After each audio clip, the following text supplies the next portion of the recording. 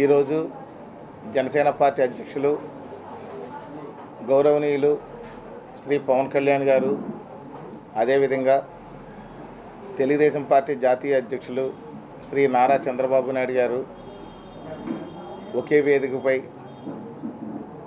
ఉండి ఈ యొక్క తెలుగుదేశం పార్టీ అసెంబ్లీ అభ్యర్థుల్ని, అదేవిధంగా జనసేన పార్టీ అసెంబ్లీ అభ్యర్థుల్ని ప్రకటించడం జరిగింది.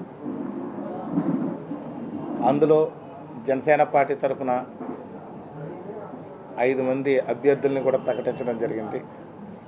ఆ 5లో రాజానగరం నియోజకవర్గం ఉండడం, ఆ రాజానగరం నియోజకవర్గంతో పాటు రాజానగరం నియోజకవర్గం అభ్యర్థిగా బత్తుల బలరామకృష్ణని అని నన్ను ప్రకటించడం నాకు చాలా సంతోషాన్ని ఇచ్చింది. ఈరోజు దీనికి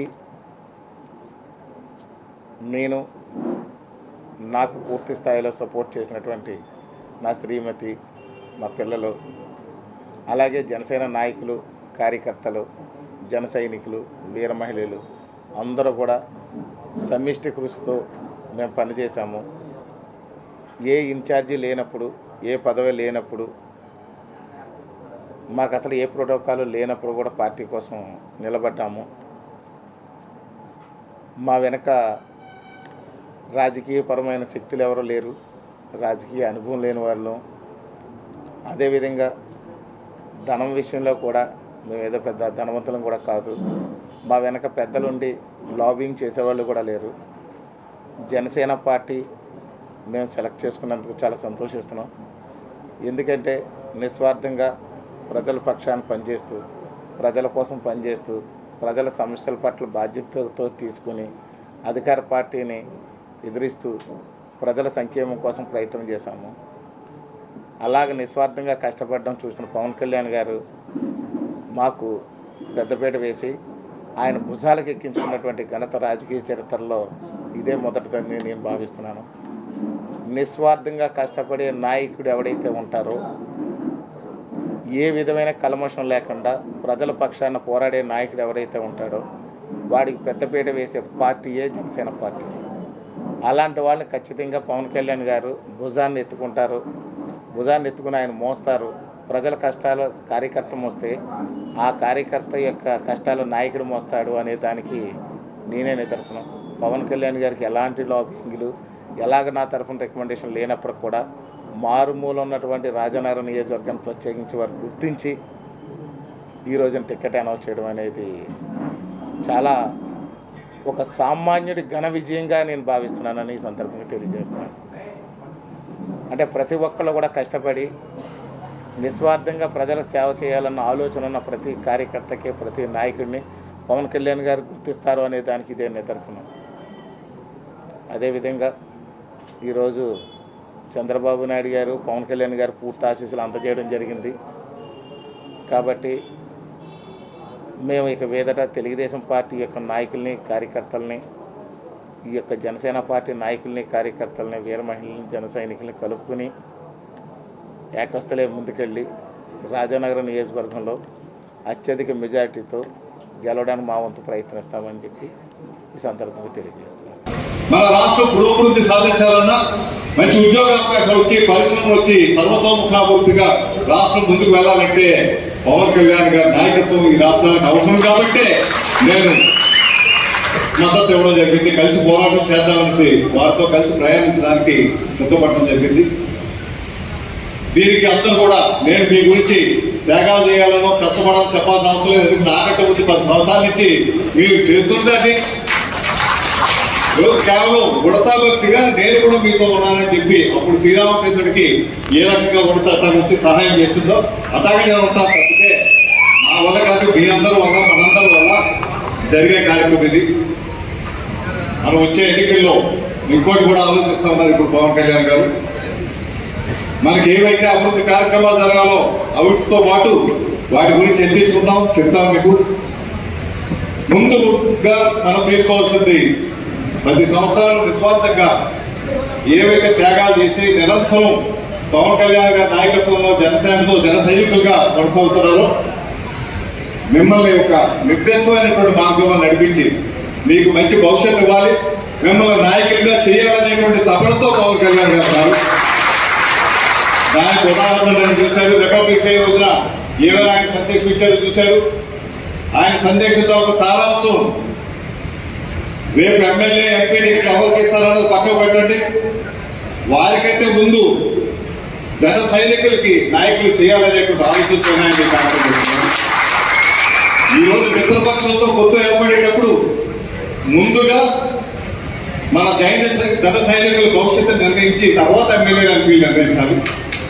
దానికి వారు చేసేది ఏంటంటే గ్రామ స్థాయి నుంచి ఏవైతే పంచాయతీలు ఉన్నాయో పంచాయతీ స్థాయి, పంచాయతీలు, వార్డు మెంబర్లు, అదేవిధంగా జడ్పీటీసీలు సుమారుగా మన రాష్ట్రంలో 640 జడ్పీటీసీలు ఉన్నాయి.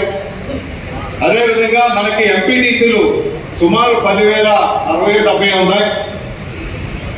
అదేవిధంగా మనకి మున్సిపాలిటీ చూస్తే సుమారు 1820 మున్సిపల్ కౌన్సిల్స్ ఉన్నారు, 725 కార్పొరేటర్స్ ఉన్నారు. అదేవిధంగా మనకి నగర పంచాయతీస్ ఏవైతే 548 నగర పంచాయతీలు ఉన్నాయి. వీటన్నింటిలో కూడా కింద స్థాయి నుంచి ఎమ్మెల్సీలోనూ వచ్చే రాజ్యసభ సభ్యత్వాల్లోనూ అన్నింటిలోనూ కూడా మన జైన్ సైనికులకు 30% వాటా ఉండాలనేటువంటి ఒక కార్యక్రమం చేస్తా ఉన్నారు.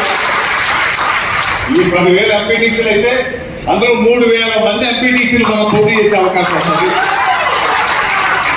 అంటే ఆయన ఎంత దూరదృష్టితో వచ్చి కార్యక్రమం జరుగుతుందో ముందు అది ప్రకటించాక ఎమ్మెల్యేలు ఎంపీలు అన్నది తర్వాత వస్తుంది. ఎందుకంటే 30% కంపల్సరీ ఉండి తీరాలి. ఎందుకంటే మీకు త్యాగానికి అనుగుణంగా వారి ఆలోచన విధానం కింద గ్రామ స్థాయి నుంచి కూడా అమలు జరగాలంటే మన పంచాయతీ, వార్డు మెంబర్ నుంచి మీద రాజ్యసభ వరకు మన పార్టీకి సంబంధించిన జన సైనికులు ఉన్నప్పుడే అది న్యాయం జరుగుతుంది. కాబట్టి 30% తప్పనిసరిగా ఉండాలనేది మేమైతే గౌరవం అయింది. మీరేమి అడగరు.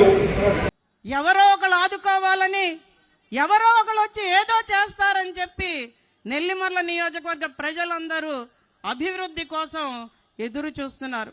నిజంగా నెల్లిమర్ల నియోజకవర్గ ప్రజలందరూ కూడా చాలా అమాయకులు. ఏది చెప్తే అది నమ్మి 2019లో జగన్మోహన్ రెడ్డికి, ఆయన ఎమ్మెల్యేలకి ఒక్క అవకాశం ఇచ్చారు.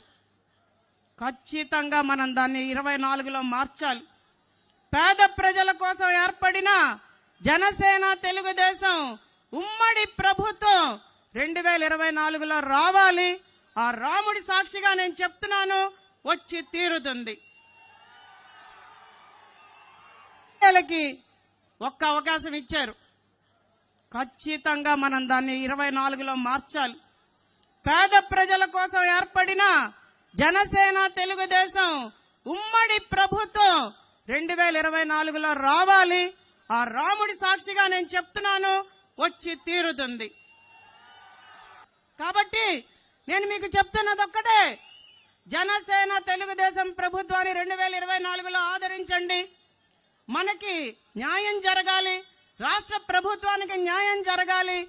దానికి ఖచ్చితంగా మేమందరం కలిసికట్టుగా ఉండి మన నియోజకవర్గ అభివృద్ధి కోసం ప్రతి మెట్టు వేస్తూ ఖచ్చితంగా మన నియోజకవర్గాన్ని సంక్షేమంతో కూడిన అభివృద్ధి బాటలో తీసుకెళ్తామని ఈ రోజు మీ అందరికీ సభాముఖంగా వాగ్దానం చేస్తున్నాను. జై జనసేన, జై జనసేన. పవన్ కళ్యాణ్ గారి నాయకత్వం, పవన్ కళ్యాణ్ గారి నాయకత్వం.